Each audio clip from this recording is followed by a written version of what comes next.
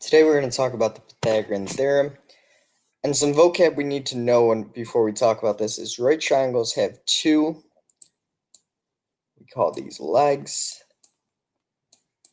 and one hypotenuse.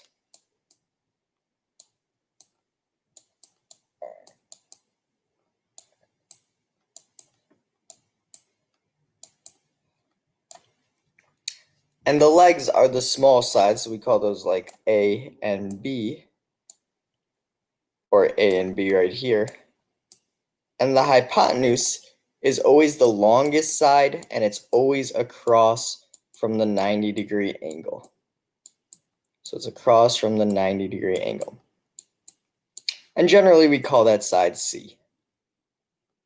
So that is this longest diagonal side.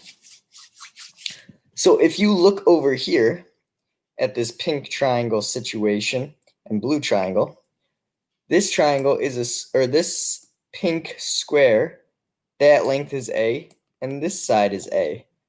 So if I found the area of this square, it'd be A squared. Then for the blue square, well, that side is length B, so this side is length B, so this is B squared. B times B is B squared. And if we add those together, so the pink part goes here, this is A squared, and this is B squared, that is equal to the whole side C squared. So this is just a visual representation of the Pythagorean theorem. But really, it just means the sum of the legs squared, A squared plus B squared, my two legs, if I add them together, it equals the hypotenuse squared. So that is the Pythagorean theorem. And we use that only with right triangles. And it's really helpful if we have 2 out of 3 sides. Because if we look, this is talking about one side, 2 sides, 3 sides. And to solve an equation, we only want one variable. So it really works well if we have 2 out of 3 sides. So let's look at this example. Let's label what we got. So we got a triangle below, angle D is 90 degrees. Okay, so we got a right triangle, so we could use the Pythagorean theorem. HG is 4. That's one of the legs. DG is twice the size of HD. Well, if HG is 4, DG is twice as big, so 4 times 2 is 8. This side is 8. So those are my two legs. What is HG? So I need that hypotenuse. So I have 2 out of 3 sides of a right triangle, so I'm going to use Pythagorean theorem. A squared plus B squared equals C squared.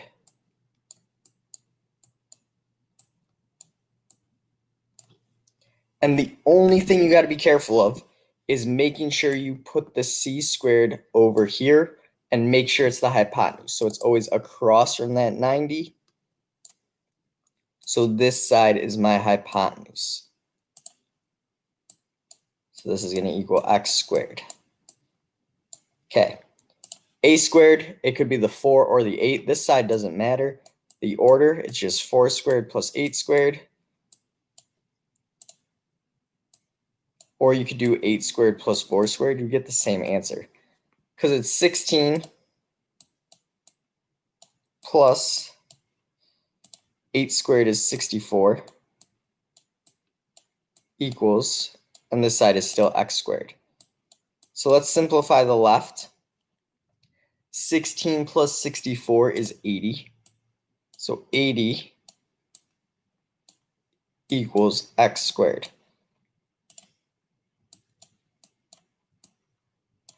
Now the easiest way to just get rid of one square, it's not like a quadrilateral where it's like there's an x squared equals an x and then a number. That's when I want to get it equal to 0 and factor, but there's no x term here. There's only an x squared. So there's an easier way to solve. To get rid of an x squared, you just take the square root of both sides. Because the square root of x squared is just x. So now I just solve for x. and we get square root of 80. However, we could break down the square root of 80.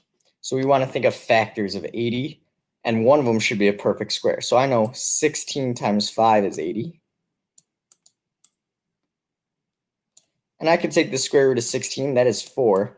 I can't do the square root of 5, so that just stays square root of 5 equals x. So that was simplest radical form. That just means you got to break down that radical. Don't leave it as square root of 80. So the answer for this missing side is 4 radical 5.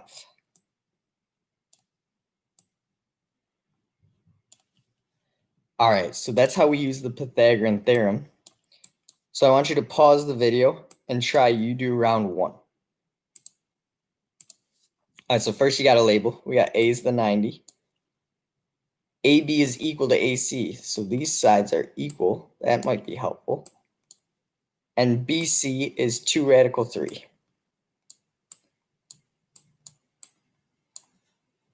So I don't know what these two sides are, but I know I want to find AB, so that's my x. But if it's the same as AC, we could also call this x. Across from the 90 is the hypotenuse. So it's going to be x squared, a squared, plus b squared. The other leg is x squared. Equals c squared, or the hypotenuse squared, which is 2 radical 3.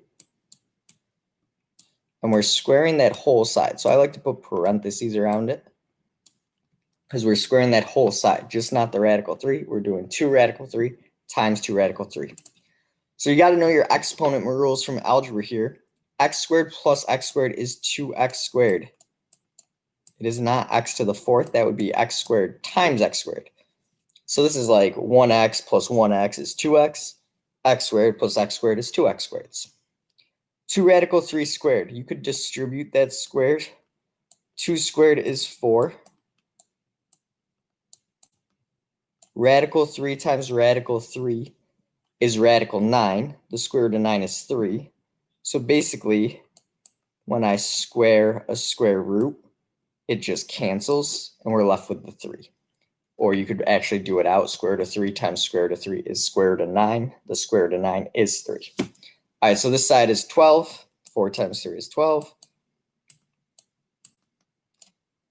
2x squared. All right, so I just want to isolate that x. So let's divide both sides by 2. So x squared equals 12 divided by 2 is 6. Square root both sides, so I simplify. Square root of 6. And if I tried to break down square root of 6, I would get 2 times 3. Can't take the square root of 2. Can't take the square root of 3. So I just leave it as radical 6. So that is AB. And it's also AC, but they just asked for AB. So we found those missing sides using the Pythagorean theorem.